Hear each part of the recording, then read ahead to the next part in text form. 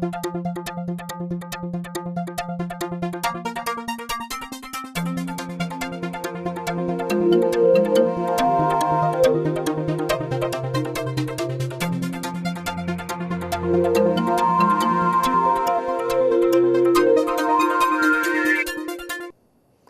like to welcome everyone to Ignite the Spark. Ignite the Spark, we're talking about something near and dear to me. We're talking about mentoring. And that to me is something that definitely is a need going on in a whole variety of different areas, whether it's maybe a new job that you have and somebody is working with you to help you get used to and understand that new job. Maybe it's somebody, you're going to college, and maybe somebody is helping you in that study of that field in college. But mentors are found in many, many different ways. Ignite the Spark came from a board meeting. And let me start back a little bit and say, my name is Sharp Hackniak. I'm the founder and CEO of Horizons for Girls. We mentor girls throughout Sheboygan County. We mentor girls in middle school and high school. Typically, you might hear people referring to these girls as being at risk. We prefer to refer to them at promise. They definitely have potential and there's promise in their future. And that's really what we try to work for. So we're working with students and helping them discover that potential of what they can accomplish. I'm excited today to introduce somebody, and I'm not going to say how long we've known each other because then we'd be aging ourselves. But Tim and I go back a ways, probably back to the time when I was in radio. Tim Caker is with Big Brothers Big Sisters. But I'm going to stop there. And Tim, I'm going to let you share a little bit about yourself. Oh boy. Big Brothers Big Sisters has been my whole career. I kind of stumbled into this line of work and found that once I got into it, I loved it a great deal and felt a great deal of satisfaction in what we're able to accomplish with mentors. A mentor can make just all the difference in a child's life, and my mission has been to put mentors together with kids, and I've been doing it for a long time. You have. Now, you were sharing with me before we started taping, how many matches did you have this past year?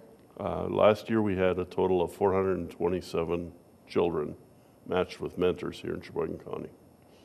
And you do that in a variety of ways. You've got your bigs, your big brothers, your big sisters that are matched with young people. We have two basic programs. We have the traditional program, the Big Brother Big Sister program, where we refer to them as bigs and littles, where a big will take a little out and they'll do something in the community. They might go shopping, they might take in a sporting or an arts event, they may go fishing down at the river. But that's what we refer to as a community-based match because the interaction is taking place out in the community, doing activity kinds of things. The critical thing to understand is it's not the activity that we're getting at, it's the interaction that takes place during the activity. So whether you're in the community-based match or in our other basic program area, which we refer to as school-based and market primarily under Lunch Buddies. That would be our school-based program. Regardless of which program you're in, it's the interaction that takes place between the adult and the child while they're engaged in an activity. School-based Lunch Buddies, it takes place at neighborhood elementary school. A volunteer will go in over a noon hour. We ask them for 1 day a week for the school year and interact with the child. And normally that is 45 minutes or less. What's neat about it for the volunteer is that you can leave your desk and be back within an hour and have had an incredible impact on a child in the process. It gets you away from your desk. It gives you an opportunity to do something meaningful in the community, gives you a break in your weekly routine gives you a great deal of personal satisfaction and can make all the difference in a child's life. It's exciting to see that development in that relationship. When I'm talking to somebody that's thinking about becoming a mentor, and they go, oh, gee, I don't know, is this for me? I don't think I can do this. And it's like, I tell them, you're not there to fix every problem. You're there to listen. You're there to do something together. You're there to really be another support person. Several of our students have big sisters, and they talk very fondly of those big sisters. And the interaction that we have with them, we schedule around whatever they might have going on with a big sister. And they love it. I mean, that to me is powerful. You know, if I think back when, and I don't want to age myself, but when I think back when I was in school, and, you know, I could go downtown in big metropolitan Plymouth, Wisconsin, and, you know, I'd be maybe at the drugstore, or I'd walk by the hardware store, and the business people knew who I was. They could talk to me. They could say, how's your parents' business? How are you doing in school? And that's missing very often just because of today's society and how much we change and how much we're doing all these different things. And the fact that there aren't very many street-side businesses anymore. Exactly, exactly. Our whole society has become somewhat anonymous. Yes. We talk to each other with our thumbs. You know? Yes, yes. I know. I talk to my students all the time, and I say, look, you know, and that's one of the rules. I don't mind if they've got the phone on as I'm picking them up from school and transporting them to wherever wherever we're going, whether it's to a group setting or to a field trip. But once we get there, I do ask that they turn off the electronics and have some face-to-face interaction. You know, that is very powerful. It's very scary if you're a young person. Yes, it is. I mean, you're asking me to talk? You know? To look at somebody in their eyes, and it's like, but that's so powerful when you can do that. You know, and they really just need somebody that's going to listen to how their day is going. I mean, I know that when I came home from school, discussion at the supper table always was, how was the day at school, what's going on, what's coming up. But that doesn't happen in today's society. I mean, these kids are, even if they're in a well acclimated family, they're busy doing sporting events, and they're not sitting down on a regular basis to the supper table and conversing. It's just totally missing, and I think that's where you and I both can help to, our programs can help to really give those kids a sounding board, somebody they can talk to and share, you know, how that day at school went. Just getting a different perspective oftentimes helps a great deal. Yeah. Kids just need somebody to listen to them. And sometimes, even if they're being listened to at home, they need somebody else. Yes. There are some disjoints between parents and children. There are some things that kids are not comfortable talking to specific people about, and more comfortable talking to other people about. You know, kids are kids. They're all different. They all have different needs. How mobile and how adaptable we can be as mentor providers really holds a lot of keys in how to break through to a child and really help the child to attain their full potential. And they've got so much potential. And that's what I love when we're working with a student, and all of a sudden you're talking to a student and you can tell that light bulb went on, and you go, gotcha. You know, that's the salesperson in me says, okay, I'm going to take that and I'm going to work with that. I can think of one young lady last year. She was the last one in the van as I'm taking students home. She's in the front seat and she's changing the stations on the radio. And she goes, I think I'd make a good DJ. And I didn't say anything that day, just filed it away. But one of the things we do with the students is we do job shadowing. So I knew that that might be a potential experience for her. 2 days later, I asked her, would you like to find out what it is they do at a radio station? And she looked at me, she goes, oh, I could? Really? And as you know, I worked for many years in radio locally, and all I did was call one of my contacts and say, look, I've got a student that'd like to see what goes on at the radio station. And I was able to set it up. She spent half a day at the radio station, actually at WHBL with the new news director that they have. And she enjoyed it. Whether that ends up being a career or not, she now has had another experience about what's Another out there. exposure. Yes, Yeah. yes. Showing her something she wouldn't otherwise see. And that's a lot of what mentors do. They introduce children to a world that is somewhat alien to them. Every family gets in their routines and does things fairly consistently, unless you got crazy parents, which is a neat thing to have. A mentor will expose kids to different ways of thinking, different experiences, different circles of people, different cultural kinds of activities, and can really open the eyes of a child Right. as to seeing the world in a different light, seeing the potentials and the possibilities and the options that lay before them. Oftentimes, kids will be in kind of a rut, not knowing that there are ways out of that rut, that there are options that are available to them. And mentors can show kids where those options are. That's exciting.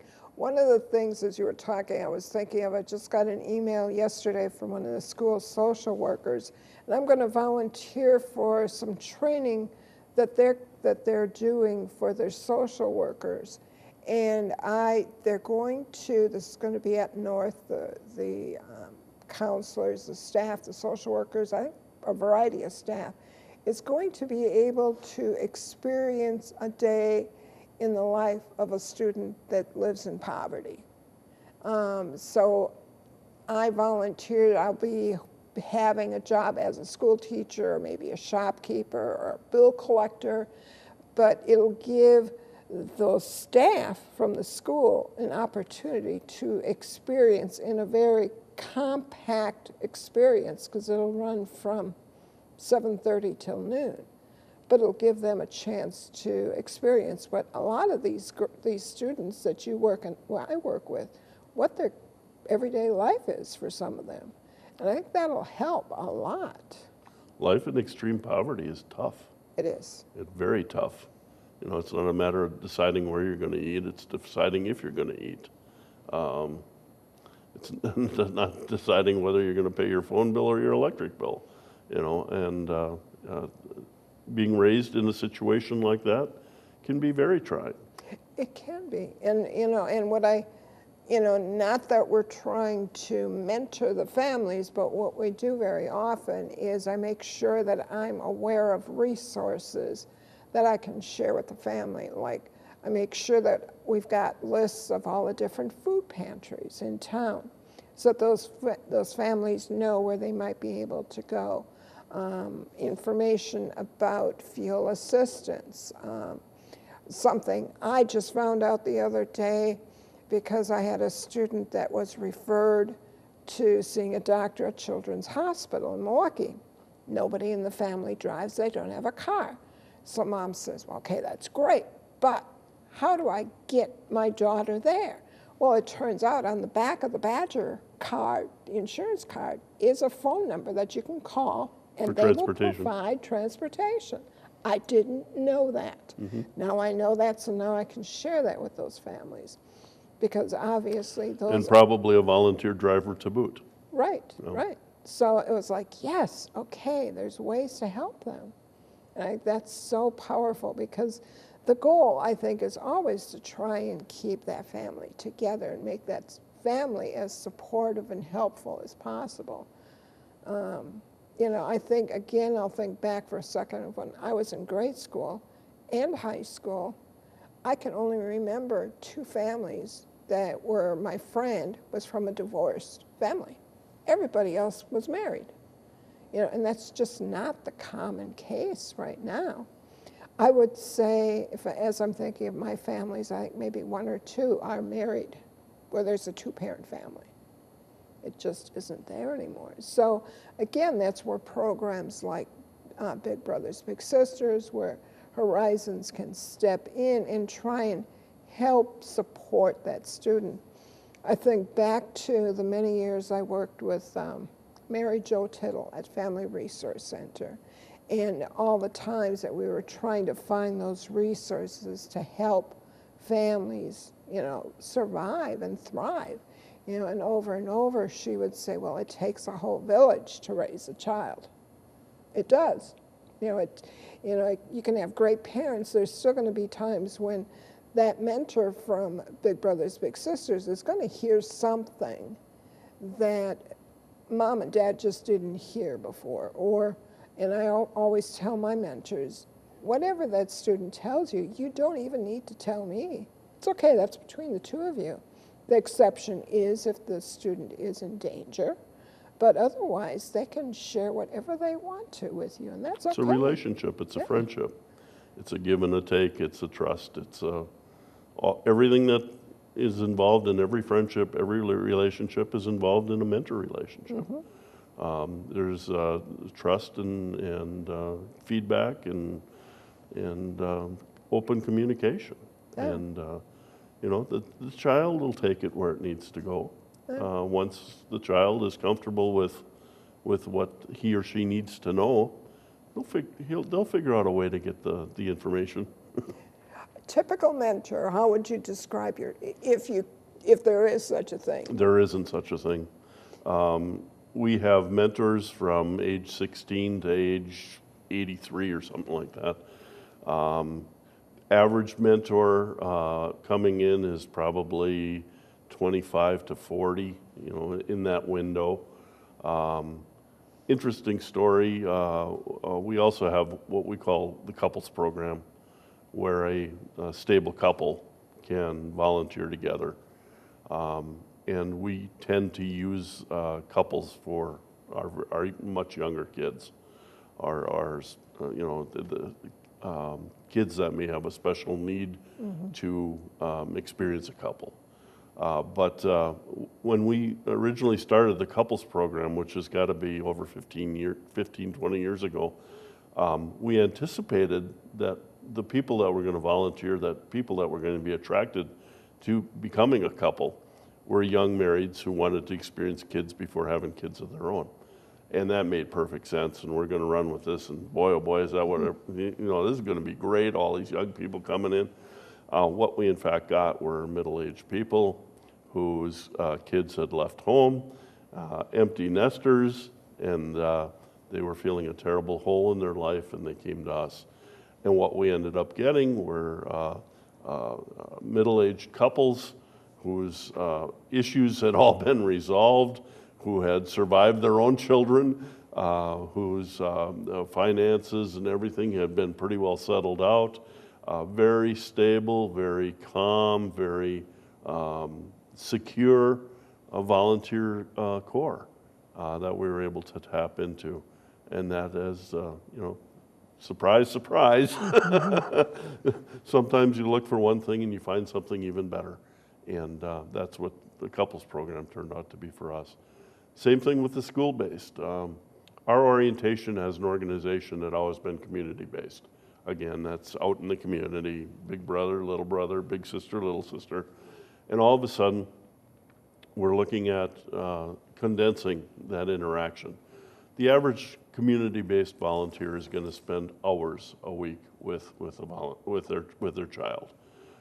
It may not be every week, but when they get together, it's going to be for a bigger piece of time. If you're gonna go shopping, you're gonna be spending hours doing it. You're gonna be baking cookies. You're gonna spend hours doing it. Anyway, we've condensed that down for school-based. And our concern going into it was, can we accomplish as much in 45 minutes as we did in hours, which is what we understood. And remarkably, it hasn't been appreciably different.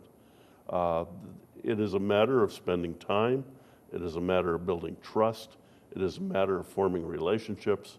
And if that relationship meets for 45 minutes a week versus 3 hours or 4 hours a week, it doesn't seem to have a great deal of difference. And that's pretty remarkable. I mean, again, we learned something. Yeah, and that's what I tell my mentors. I mean, yes, we as an organization, we're meeting with girls Monday through Friday, plus we do some weekend activities. But I understand volunteers have busy lives of their own. So what I do is I ask my mentors to volunteer at least twice a month, and it should be consistent. So that if it's the second Tuesday of the month, I know that Polly is going to be there. If it's the fourth Thursday, I know that Jenna is going to be there.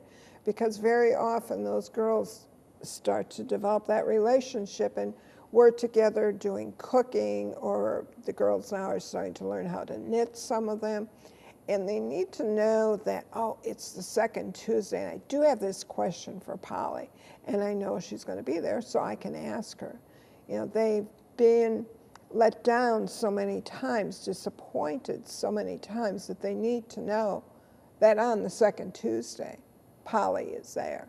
You know, and that's all I really do ask of my volunteers. I'd love you to death if you could do it with me Monday through Friday, every day of the week, every week of the month, but I realize schedules are busy.